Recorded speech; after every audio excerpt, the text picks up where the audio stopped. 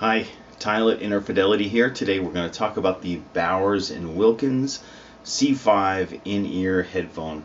This is a very new headphone from Bowers & Wilkins.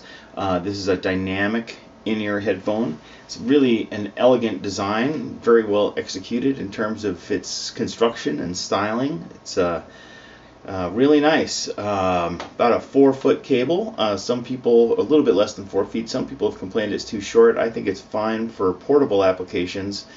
Use around the house and computers and stuff, you might need a little bit longer, and so I think you probably have to get an extension cable for that. But for portable applications, it's pretty easy to put your iPod in your pocket, pants pocket, and the cable will still reach. It does have an iPod remote control, and it won't work for smartphones and such.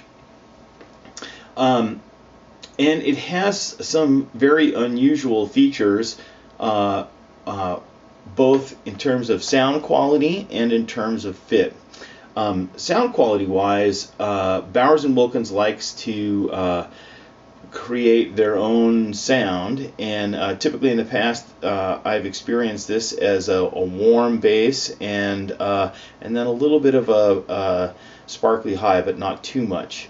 The Bowers & Wilkins P5, which is their portable on-ear headphone, has a frequency response like this, and I like this headphone a lot. I wasn't expecting to, but I found it really enjoyable for movie listening, using it on my cell phone, just general purpose use. I still, to this day, this may be the most common headphone I use personally, just because it's so comfortable, convenient, and good looking.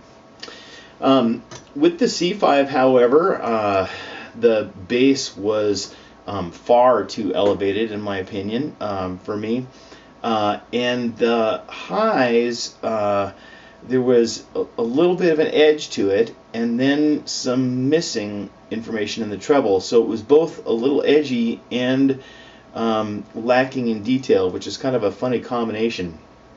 Regardless, I thought the sound was not as successful as previous experiences I've had with B&W and their take on the way something should sound.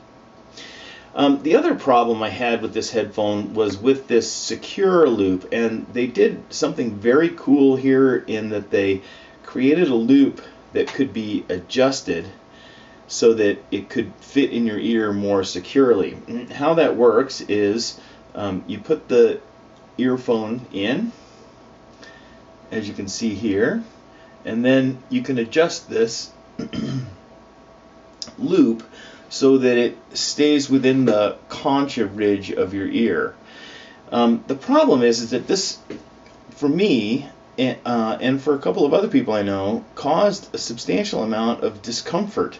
I don't know if you've ever had that experience where you've got a pair of glasses that are too short or maladjusted on the arms of the glasses, and it creates a very painful little spot behind your ear. Well,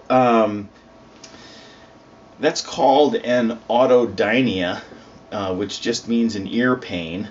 But bottom line, there were two places where I got this pain. One was in the upper part of the concha ridge here, where it touched, and the other one, which was worse, was in this notch in the ear between the tragus and the antitragus of the ear, right here.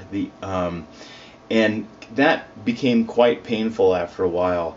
So unfortunately, this didn't work as well as I'd hoped it would, and the reason is this wire is fairly stiff. You can see that it really doesn't want to take on the shape of your ear, but rather pushes your ear into its shape as it secures itself to your ear. So unfortunately, I have to say that I thought that was not a very successful innovation, even though it's a really cool one.